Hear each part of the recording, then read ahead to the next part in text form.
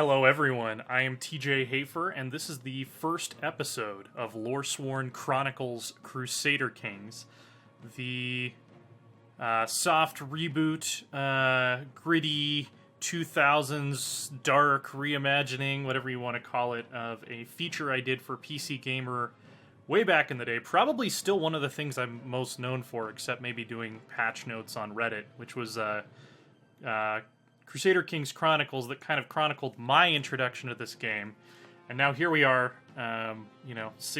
almost 6 years later. Or is it 7 now? Jeez. Yeah, I think it's gonna be 7 years next year. It's crazy. We've got Holy Fury installed, and we're gonna do a mega campaign all the way from 769 to 1821 in EU4. And it's gonna be narrative. It's going to be heavily RP driven. There's going to be a wiki that I am going to build based on characters and events from this series that you're going to be able to go back and look at, that chronicles everything that happens, at least related to our dynasty. I can't pay attention to everything at once. I'll try to bring in little tidbits of what's going on in the rest of the world, but there's only so much of that I can do, as I discovered the last few times I tried to relaunch Chronicles. This is episode 0. This is going to be a setup episode. If you want to jump directly into Holy Fury gameplay, I recommend you go ahead and skip to episode 1, because this one is going to be a lot of me talking and panning around the map, and we're not going to actually get to playing much Holy Fury until episode 1. So, fair warning on that. This is also the soft relaunch, which won't really matter to a lot of you guys if you're watching this much later, but if you're watching this on Saturday, the day it goes up, this is the soft relaunch of the Loresworn Gaming channel. It is now Loresworn Gaming specifically. It's not the Loresworn Order, because the Loresworn Order is kind of becoming a looser association of the four of us creative types, that's going to give us more freedom to kind of go off and do our own thing and build our own brands. Loresworn Gaming is going to be kind of my baby. DM will still show up now and then. Brianna and Chloe might still show up now and then, but it's kind of I've been given the go-ahead to go full steam ahead with whatever I want to do with Loresworn Gaming specifically. So this channel from now on is Loresworn Gaming. It's going to be all about video games, possibly tabletop RPGs and board games too, and that is that's the situation going forward. I'm going to have probably my own Patreon for Loresworn Gaming going up very soon, so look forward to that. And also probably set up some sort of a tip jar thing, because I do want to be able to start making a little more money on this than what is available through YouTube ad revenue, so that I can devote more time to it, so that I can do really awesome stuff that I want to do, like narrative-heavy AAR Let's Plays with like voice acting and original music and stuff. So that's what you'll be paying for if you decide to chip in a little bit of cash to us. So welcome to the new Loresworn Gaming. Welcome to Chronicles. We are going to be playing as the Curonians in the 769 start date. They are right here on kind of the middle Baltic coast here. Close to the island of Saaremaa. And I'm going to read you a little bit about who these people were. They're sort of a middle Baltic people. They're kind of sandwiched here in between the West Baltic people, which would be the old Prussians, not the German Prussians, but the original Prussians that the German Prussians came in and kind of ran over and stole their name from. And then the Eastern Baltic people, which are more the ancestors of like modern Lithuanians and Latvians, they're all kind of, CK2 kind of groups them all into this, or everyone in our area up here into this Letigalian culture, which is, you have to draw the line somewhere. They can't have a separate culture for every single little tribe up here. So yeah, we have Letigalian culture, but really the Curonians were kind of their own little group here. We don't know a ton about them. I'm also going to be going through a lot of historical context in this series. So one thing you should be very aware of is that this is like having a superpower. Just the fact that we can see all of this. This is far more information than like anybody in the literate Christian, Muslim, Indian, Chinese worlds anywhere would have had about these tribes, even as far as like the Northern Crusades that got started hundreds of years after this start date. You had Saxon Crusaders journeying into these kind of misty forested lands, not really knowing much at all about what they were going to find there. And by corollary, our little tribe here probably wouldn't have any idea what was going on over in France, in Iberia, certainly not Africa, way out on the steppe. We're going to be very focused on our little corner to start off with, and the narrative tone of this series is very much going to reflect that as well. The limited amount of information. These are illiterate people at this point. They don't have a written language or writing system, written records. That is going to be heavily reflected in the wiki that I'm going to create for this timeline. A lot of the characters that you're going to be seeing here on the screen, that you have the superpower of being able to look through back a window in time on, the actual wiki that is the official history of this world is not really going to know next to shit about him, really. They're going to be kind of cast into mist and legend. So I'm going to start out by reading you guys a little bit about the Curonians. This is from the Wikipedia page, so obviously Wikipedia, great starting point for research. It is not the be-all and end-all. Make sure you check those annotations. Read the actual sources that Wikipedia is citing, and be skeptical of anything where there is not a source cited. But it's a fast and easy thing, and it seems to have pretty good citations on this page specifically. So the Curonians were known as fierce warriors, excellent sailors and pirates. They were involved in several wars and alliances with the Swedish, Danish, and Icelandic Vikings during the Viking Age.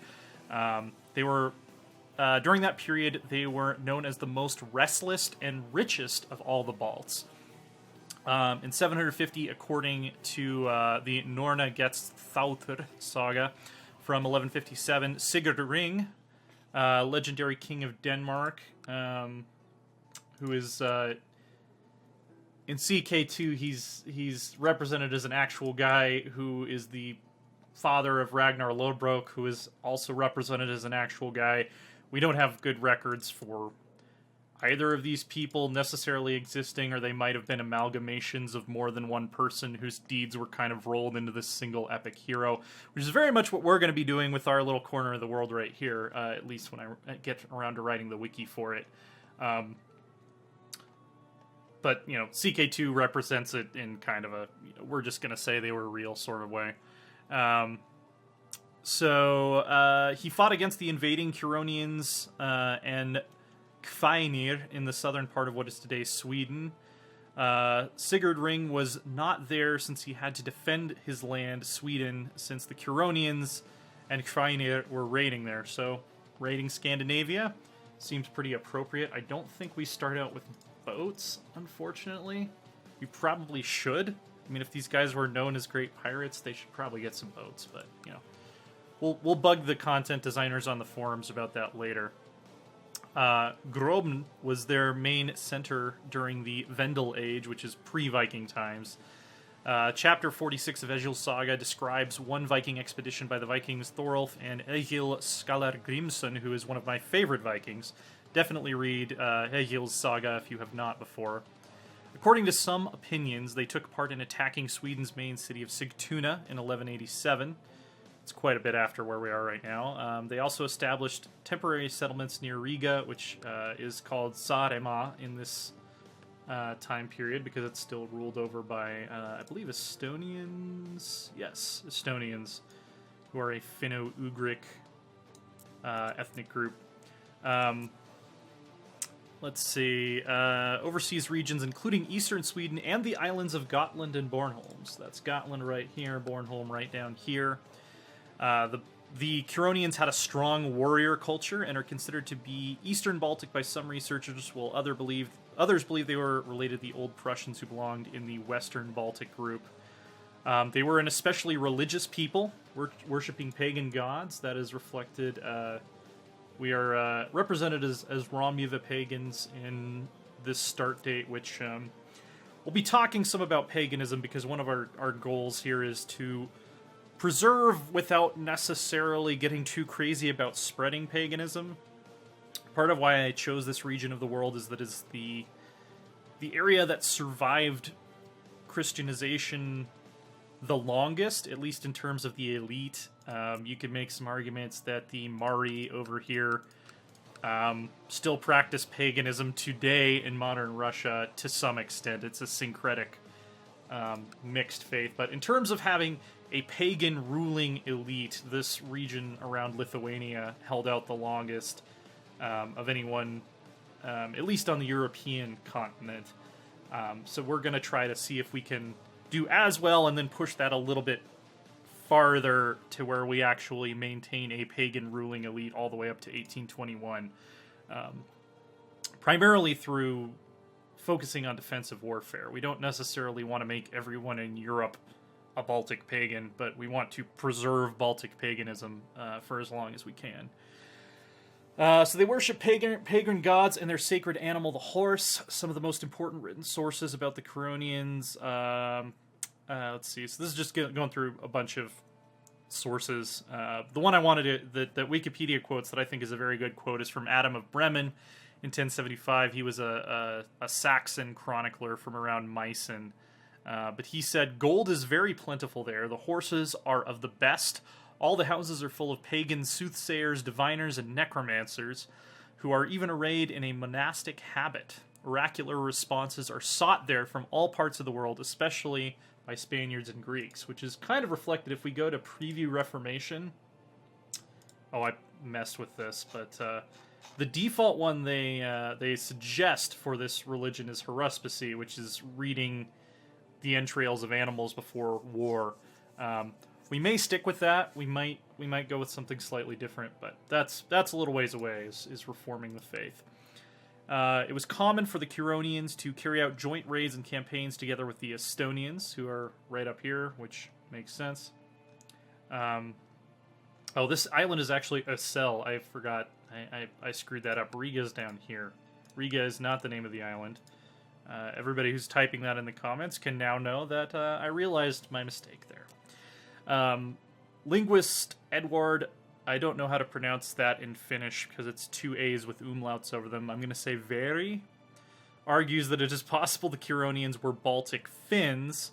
The attested local Finnic language, Livonian, may be the source of the Finnic elements in Curonian. There's no citation on that, so that might be junk history, or junk linguistics. But if anyone has really good sources on this, particularly if you're from the Baltic area and you are aware of some better scholarship on these guys that might not be available in English yet, which I often find to be the case with some of these tribes, definitely let us know in the comments, because that'd be really cool to learn some more about the guys we're playing as. Let's see. They formed an alliance with the Semigalians, which are these dudes right over here, for a joint attack on Riga in 1228 during the Livonian Crusade, which is something we're hopefully going to have to deal with. I hope we're not too strong by the time of the Northern Crusades that they're not actually scary, because I do want that to be kind of an interesting flashpoint in this, as it was historically for the Baltic people.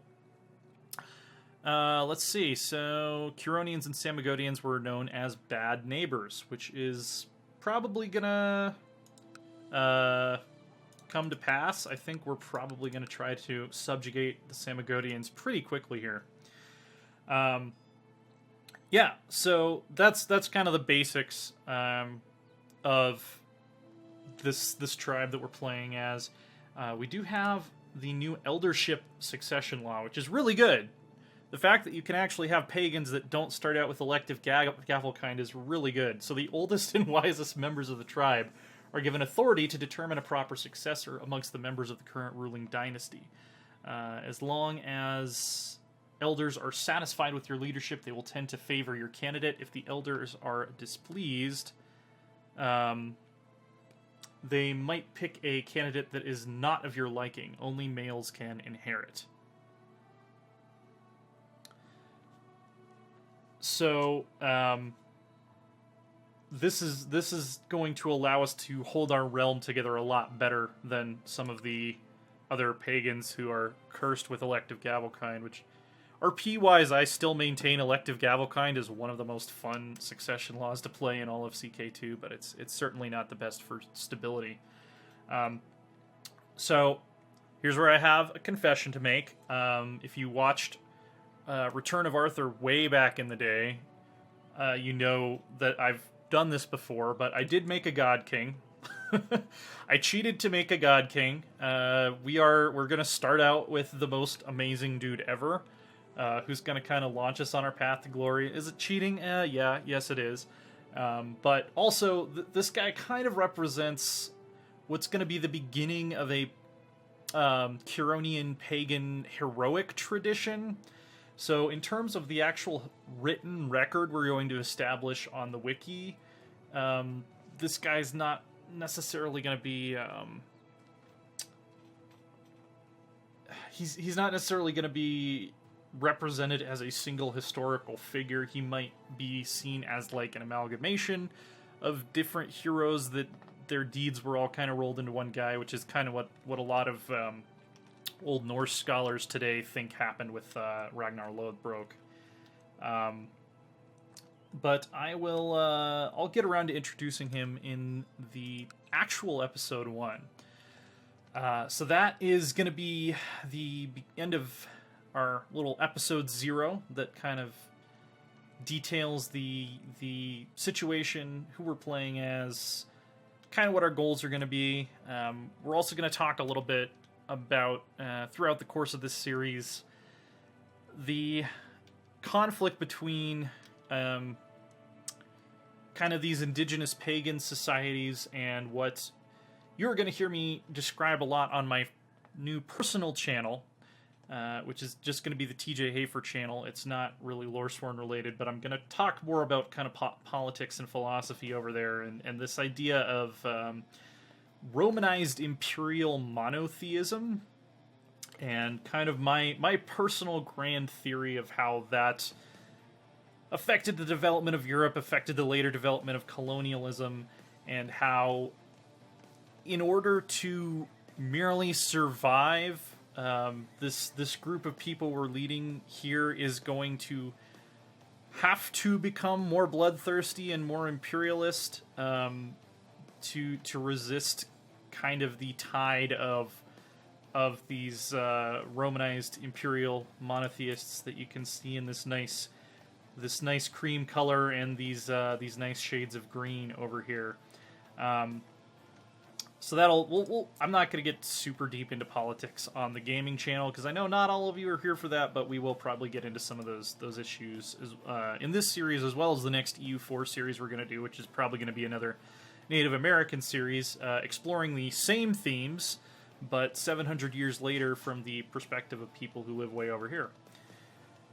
Anyway, be sure to subscribe to the channel, click the little notification button so you'll know when we have new videos up, likes and comments and all that stuff that the YouTube gods require me to encourage you to do. And we'll see you for the actual beginning, episode 1 of Loresworn Chronicles Crusader Kings next time.